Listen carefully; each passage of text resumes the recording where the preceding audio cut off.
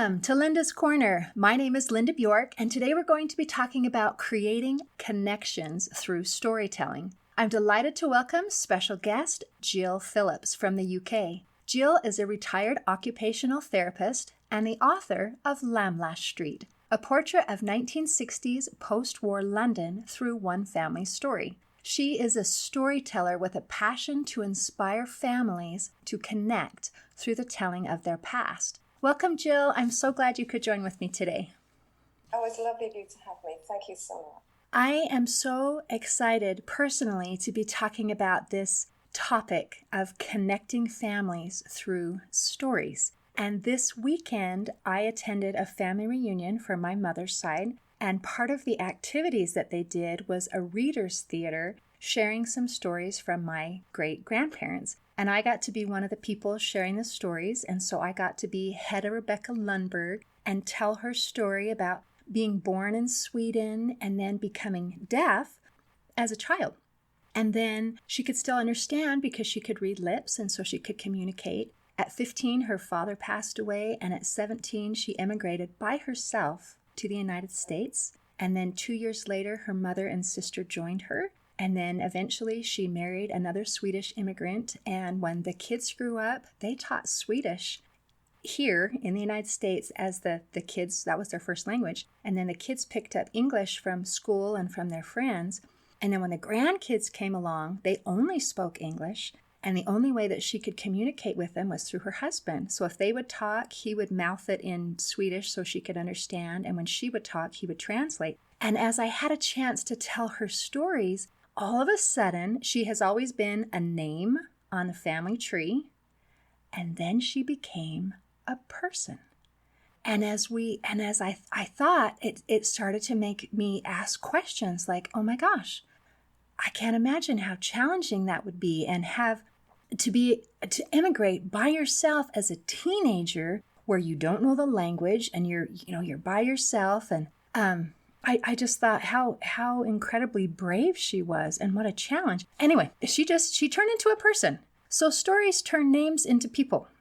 Oh, that's so right. I mean, in a sense, my book is about, it's when I was 10 years old. It was around 1962, 63. And I really wrote it because I wanted those family stories to be recorded, like you were just saying, for the family not to lose them. And what has been happening over the past 5 or 6 years is the last of my mum's generation, her brothers and sisters and brother-in-laws and sister-in-laws have all gone. And so mum was the youngest of 12. And so what happened was I could one by one see people's disappearing, and the lovely stories they used to tell were disappearing, like my aunts and my uncles. And so I thought, before I forget the stories as well, because we're all getting older at the same time, what I'd like to do is just to try and write down some of those stories so that they're just not lost. And that really was the extent of what I was thinking. I hadn't thought, as you just indicated, of the ramifications beyond that once you write these stories, they become real people. And what I found, I was listening with interest to what you were saying, because what I found was that when I was around 11, 12, we moved from London down to Bexley Heath, which is where the parents lived for years. And I didn't really understand why. For me, I left all my friends behind. I couldn't communicate with them anymore. There was no internet in those days. And I thought it was one of the worst decisions my parents could have made. And then when I started writing the story, I realized that, number one, I've been carrying this resentment with me for years. But then as I wrote the story out, and you start talking to your relatives, as I'm sure you did, about, oh, right, do you remember when so-and-so did this? And they said, oh, yes, but did you know this piece as well? And they sort of build onto the story, so you get a much fuller picture of the character of the person at the time. And so what I realized was that the reason that my family relocated at that time was because everybody was doing exactly the same thing. It had never occurred to me that it was as a result of the economies of the Second World War, which was only 18 years earlier. So not a huge amount of time had elapsed. And after the war, as you probably understand as well, there's a lot of damage to buildings, a lot of damage to infrastructure. Businesses have damaged buildings, and the businesses were struggling because they were in old bombed out type buildings, and they had their issues. So there was a big move at the time to move a lot of people outside London into new towns, they called them. Milton Keynes was one of these new towns. It was the 60s. We designed this town around the needs of the people. And whereas in London up till then, things were just built piecemeal, just add another house here, another house there. These were whole developments that had been put in place. And with them, businesses went as well with huge tax incentives. So what I learned about my family story was it wasn't just my mum and dad saying, oh, let's move. Everybody was doing the same. Although for me, back in the 1960s, and I carried this for a lot of years, I was very resentful of the fact that I'd lost my cousins. My aunts and uncles didn't pop into the house because they were miles away. And so for me, it was a way of understanding who my mum and dad were and why they did these things. And I don't think I would have had that much thought about any of those things if I hadn't written the book. And when you write a book, you also spend more time with your relatives, with the people that tell you the stories. And you often go back and say, well, can you tell me about this and can you tell me about that? And so it's more on your mind. So it was a very therapeutic experience, and I'd certainly recommend it to anybody, because no matter how many books you sell, even if it's not a book, if it's just a manuscript, whatever you want to do with it, the healing that occurs when you begin to understand that your family were really people as well, that is worth everything, really, to be honest. That is beautiful. And what an incredible insight as you're sharing your story. And I think life has to be lived forward. That's the only direction time goes, but we understand it backwards. And so if we don't look backwards, then we don't understand our lives. We don't understand our parents. Somehow when we're little, we just expect our parents are perfect and they should know everything. And when they don't, we're so disappointed. And we forget that they're people as well, and they are dealing with their struggles and their issues and whatever. So that's beautiful. So now some people, you have an interesting story. You lived at an interesting time, and those stories are so important to capture. A lot of people feel like, well, I've never done anything special, and I'm not important, and I don't have a story, and I don't have a whatever. Remember, we asked my grandfather, what was it like when you were little? He said, well, I just did the same thing everybody else did. And this is one of the sons of this Hedda that I was talking about. He grew up speaking Swedish. His mother was deaf. I mean, there were stories, but he just didn't think that he had any. Yeah, I come across that as well. I was talking to a good friend of mine a while ago, and she said, oh, it's really good you've written a book. I said, well, you could write a book as well. She said, but, we just did what everyone else did. And who's on earth is going to want to listen to my stories? And I don't think any of us really understand how the struggles and the good times we went through are actually going to help other people with their struggles and their good times. So I think anybody that thinks that their story is not worth telling is wrong, to be honest, because I thought, well, I was born in, I was in London, the war, things were around all the time. And so, but all I did was play on the streets and went to school and did what my mum said and listened to all the family stories and learned to swim and had a little bit of a romance. So I did all these things which were normal, and I wasn't doing it for anybody outside the family. I really just did it because I wanted to capture the family's story. But then by the time I'd written the book, and some people outside the family had, say, read the manuscript, and, the editors give you feedback and other people in the process. And they're saying, this is really good, I didn't know about this. Really, is that what life was like? And I'm thinking, yeah. and it took a while. So by the time half a dozen people say the same or very similar things, and they're saying, wow, I really enjoyed that. I could really relate to what you were talking about. Yes, because in my family, our bath night, our tin bath by the fire, because nobody had bathrooms, is where we used to have to bathe. Yes, our bath night was Friday night, it wasn't Saturday. Oh, but ours was Saturday, because we wanted to be clean, because then we went to church the next day. So it's helping other people to reminisce, to remember those days. But I hope what it's also doing is people are saying, well, maybe I do have a story to tell. Maybe it is worth writing some of these stories down, because everyone's experience is slightly different. Nobody had the same life as I did. But it has a lot more meaning than I ever dreamed it would. I mean, I'm not an author, I'm an author now, but I didn't grow up in a literary family. We didn't sit around saying, oh, I'm going to write a book or anything like that. It was like, no, it's just, no. And even when you write the book, very few family members will say to you, oh, that's really exciting. No, what most of them do is then say, oh, you're writing a book, and then they'll talk about something else. Exactly. So, there's not a lot of encouragement, but having done this, and I'm looking at my book now, so I mean, I can, to have this book physically here that I can hold on to was one of the biggest thrills in my life. And the other thing, I'll just touch on this because it has real meaning for me, is as I indicated when we were just chatting earlier, Mum died of COVID in January of this year. She was 90, so she'd had a long life, but nonetheless, it was still my mum. And last year, and a lot of the book is about mum, because when you're 10 years old, your mother is everything in terms of she tells you what to do, what not to do. It's time for this, it's time for that. So she was a key figure in the whole story. And what was so nice was last June, Mum was 90 last May, and in June, I had the manuscript. It was all together. Editors had looked through it, and it was all looking fairly good.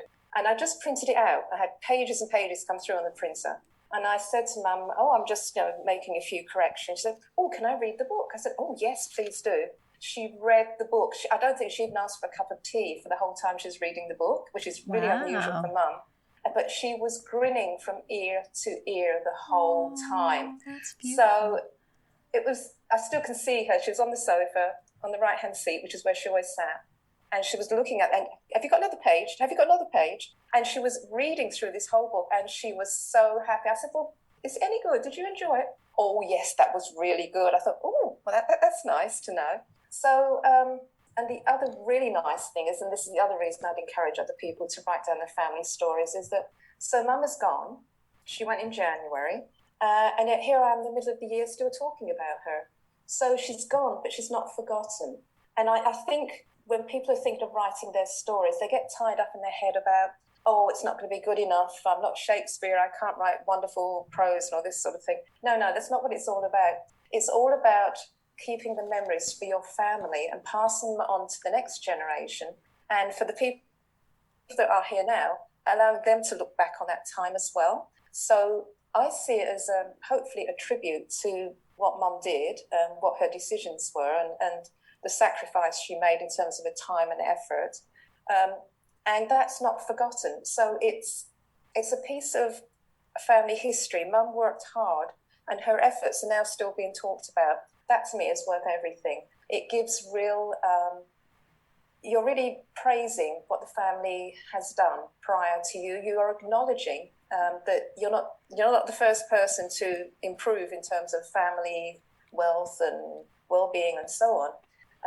There's actually a research quote, you're standing on the shoulders of giants, which means, yes, you're doing your research, but it's based on what other people have done before.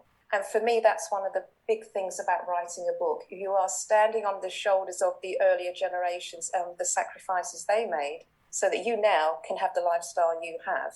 And that's what I think we should be doing. That is beautiful. And I love, as you've talked about, many different, like the audience of who is going to read this.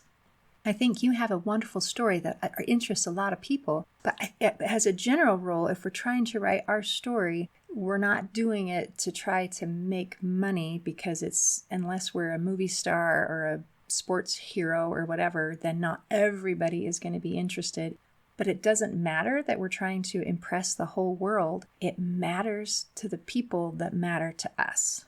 It matters to ourselves, and it mattered to your mother, and it matters to the posterity and to the family. And then if those stories continue and they matter to other people, that's beautiful. Here, in the United States, there was a little girl. Her name is Laura Ingalls, and she wrote her story. I don't know if you're familiar, if that's something that's in the UK, but her little House on the Prairie. Exactly. Yes. Those little stories that she wrote that, nobody would think to write that because that's what everybody was doing. But she was a child. And so, everything was new and interesting, and she wrote it down, and she captured a piece of history that then became an important resource for apparently the whole world. So we never know. we never know what the effects will be of sharing our story and recording that story. But I know that it's important. My mother wrote her family, her personal history, and then she helped my father work on his, and she had it bound in a book, and she was so proud of herself that I've written this book, and and to her it just even gave her life more meaning to be able to see it in that bound book and be able to turn the pages, and she was so excited to share copies. And I helped. It does actually. Sorry. Yes, and my mother-in-law passed away last year, and so I made just a photo book with some words in it for my father-in-law with family pictures, and he carried it around. He talked to it because he didn't have his wife to talk to, and it was just so precious to him. It was like the first gift I've ever given him that he really loved and appreciated, and it was about him. It gave him a sense of purpose and value, like, wow, look at my life. It matters to somebody enough to record it. Yeah, I hope that's what Mum got from that as well. I hope that's what the family gets from that as well, that everything that we do, it does matter. We impact on people more than we realise. And this book is it's called Lamlash Street, by the way. I should mention the title of the book. Actually, if I can just show you on the front cover, like actually, I've got a couple of family photos. So yes, that's me there when I'm 10. Wow. This, I don't know if you can see that, but that is actually outside the house. Oh, beautiful. There's too much glare there. And that's my auntie standing on the steps. So for me to hold a book where it's like, that's my aunties, they're standing on the steps, and that's a picture of me, and that's the street I grew up on. And it's a bit surreal, but anybody can do it. If I can do it, I mean, the only thing I'd written, so I was in management and professional and so on, and I did my thesis. A thesis is lovely, yes, it's an awful lot of work, but it's not exactly the most entertaining thing that you're going to read. I don't think hardly anybody even bought a copy of mine. I've never had any money from it, so I don't think anybody did. And that's the only thing that kept me going on this book. This book took me 3 years to write. Wow. At time, and it was quite the journey. At times it was, yes, I know exactly what I'm going to write. And other times, like, I haven't done a thing for months. What am I going to do? And fortunately, at that point, I had a book coach. So there was this person saying, how are you doing? Have you done this yet? So that was one of the good things I did. But the only reason I had some spare money for that is because my uncle died back in 2011. And my uncle and auntie used to live with us in one big extended family house on Nash Street. And when his apartment was sold, myself and my brother inherited a little bit of money. And so I took a percentage of that to help me get through writing the book. But the basic stories I put together from talking to family members. It's just that by the time it got to the third year, I realised I needed a bit of help. So that's the way I did it. But you don't have to. It's whatever you prefer to do. That's lovely. So it's not just your story. It includes the stories of your family. Now, didn't you have an uncle who served in the war and he talked about war stories? Are those in there as well? They are, yes. So the uncle who I just referred to, He was in the Merchant Navy. So in the war, there's the Merchant Navy and then there's the Royal Navy. Now, the Royal Navy, if you were serving in the Second World War, that had uniforms, the caps, the whole thing. If you were in the Merchant Navy, then all you had was a little silver pin with M and N written on it to put on your day clothes. So you didn't get the uniform. The men were dying as well. I mean, they would do the Atlantic convoy run. So back in World War II, because England was an island, we didn't have enough ability to grow enough vegetables and fruits and raw materials to feed everybody. And so the United States were the people who were helping to feed England during the war. And he talks about the time that he went to New York in the Merchant Navy. And he talks about the time when he was in a baking competition. He had to judge the cake to see which was the best one. And it was him and a lot of his shipmates, and it was about 5 or 6 of them. And they were around 18, 19 years old. And they were invited to this local ladies group. And they had a competition and they had to decide who the winner was. And so they chose in the end, it was this lady who happened to be 70 years old. She was the most senior member of the group, and they had a lovely time and everything went well. But he said at the time how they were spoken to by the people in New York as if they were war heroes. It's only what war heroes, we're just doing what we need to do. And people in the US were so concerned about people in the UK and how they were doing and how tough it was for them. But on the way back from that run to New York, some of the U-boats attacked the convoy they were in, and they lost some of the boats. Yeah. And he said the worst thing was that they weren't allowed to stop to pick up any survivors at all. So at the age of 17, he was in a boat coming back to the UK from the US, and he could see the sailors bobbing up and down in the oily black water. And he said, all we could do, he said, we could throw nets over the side. So if they could manage to get to the boat, then they could and hold on to the nets. They might be able to pull them up. But he said, no, there was no way that they could stop, because once they stopped, they were targets themselves. And they were carrying essential supplies for the UK. So he was only 17 and 18 when he faced these sorts of things. Yeah, if you talk to him, he was a lovely man, very happy, very chatty, very sociable. And I didn't know about any of these things until it was the end of 2010. I was over from Canada to visit Mum and Dad, and Uncle lived just across the road. And so I said to Uncle about, how are you doing? He said, I've written down some stories. I said, what do you mean some stories? He said, well, I've written down some of the stories from my life in World War II, which is how I got to have the stories. And I said, tell me about them. So he told me a little bit about it, and I thought nothing more of it, and then went back to Canada. And then about 3 months later, unfortunately, he fell and he died within about 2 or 3 days. So we were clearing out his apartment about 3 or 4 months later. We came over for the funeral. And I came across these notes he'd written about his exploits during the war. And he said to me when I last saw him, I really want to turn this into a book. I thought, you know what? I'm going to take some of the money from the apartment, from the inheritance, and I'm going to make sure that this gets included in the book. And that's exactly what I did. So I have flashbacks to World War II, which is honouring Uncle's contribution. Also, I have Mum there, which is honouring Mum's contribution. So it's to me, it was just the right thing to do, to take some of the gift he gave me to allow his dream to go forward, even after he'd gone. So for me, that's just felt so right. That is so beautiful. What a tribute to honor him that way through that storytelling. That is beautiful, and that's something that he wanted done. That's fantastic.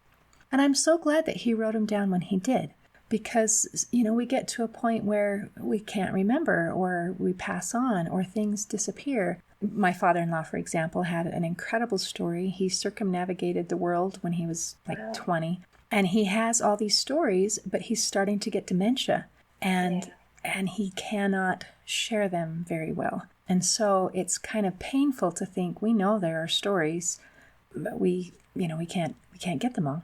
And I have a sister. She says, I know I probably should write my story. I should probably write my history, but I'm not dead yet, so I still have stuff to do. I don't want to write it when it's not finished. And I think, no, now is a great time while you're healthy and alive, and it's okay that there's still some chapters in your life that haven't taken place yet. It doesn't mean we have to wait until the end to record what we're doing now, or what we have done in the past. Yeah, what I found was people are very much like that. They don't see the relevance of their own stories, and they don't understand, as you've said, how things can change and they can't remember the stories. So what I did when I knew some of the stories, little bits and pieces, some of the stories. And so what I used to do, with Mum in particular and my cousins, I'd just be very casual in my approach. I didn't even tell them I was writing a book. It's not, I'm writing a book. No, it was like, so Mum, remember when Uncle went, it was in the pub once, and somebody called him a coward. Can you just, do you know anything about that? And so I just made it very, very casual, not like a job interview at all, not like I'm going to write this down. And so as she was talking, I'd just write a few notes down, just a few jot notes. And as soon as I'd finished, I'd spend the next half an hour writing them out before I forgot. So I had like memory joggers. Then I would write them all down. And that's how I did it. I actually didn't tell anybody I was writing a book about them until it got to the manuscript phase. I didn't say to anybody, should I be writing? But it's like, this is what I've done, this is what I'm doing, that sort of thing. And I found that worked really well.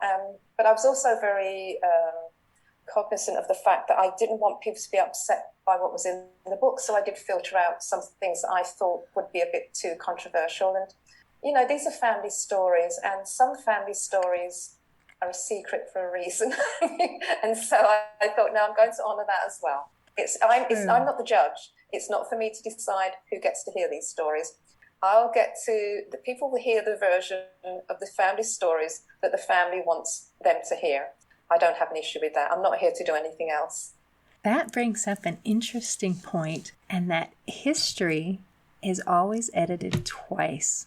Even when you have that first person primary source, it is kind of edited by the person writing, and then it is interpreted by the person reading. So that kind of thing, it happens. And as we read histories, we kind of have to keep that in mind a little bit, that things could be the way that someone remembers and not exactly the way that it happened, or they could be editing a little bit for one reason or another. And it's helpful. I loved how you said before, when you get different stories coming in from different directions, and it kind of helps something that's flat flesh out and become 3D. And then you have a more accurate picture of what's going on. But I agree with you. When we're sharing someone else's story, we have to be respectful and make sure that they are honored, as you have been very careful to honor your mother and your uncle and the other family members. So well done. Thank you. Thank you very much. I would love to hear, if you don't mind, just a couple things about some of your stories. You grew up in that post-World War II. How did that change your experience? Well, what was interesting about that era is it's on the cusp of modern attitudes and old World War II attitudes.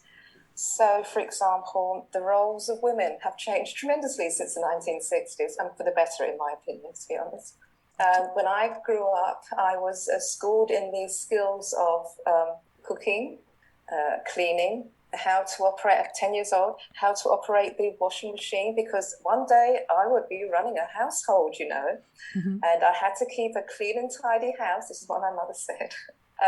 So that the husband could go out to work, and when he came back, everything was calm. Meals were cooked. The slippers and pipe type thing. Smoke the pipe and put your feet up. The slippers would be what the dad would do. The children would be quiet. They would be ready to go to bed.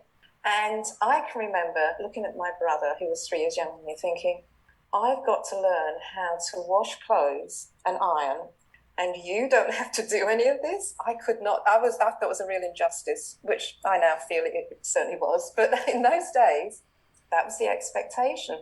But so that my mother was schooling me that way, but she was also doing things which were not of her time. So, for example, or class is, so we rented a house. In those days, everybody we knew rented a house. Only like the well-to-do actually had a mortgage and bought a house. So when we were moving from London out to Kent, Mum says, we are never going to rent a house again because it's just a waste of money. We are going to buy a house. And so she went to she had 12 brothers and sisters, and obviously they had their comments about what you should and should not do in life, especially the men. And she was told, no, you do not mortgage a house, because it's just a millstone round your neck. You are going to be paying that off for years. You're much better off renting a house. And she said, and I told them I was going to do it anyway, so they should just get used to that. So Mum had a real independent streak in her. It's quite funny when I look at Mum and Dad's relationship, because Dad was a very quiet man, just wanted a quiet life. Just give me a nice hot meal in the evening and I'll go out the next day and earn a living. Whereas Mum was the trailblazer. So not only was that the case that we actually, now because of that, we inherited money, which is great for the family. But it also changed who I was as well. So instead of me being, although, as I said, I was annoyed about the ironing and all that sort of stuff, that had to be taught how to iron shirts and this. But because Mum had been such a trailblazer, I've sort of done the same thing as well.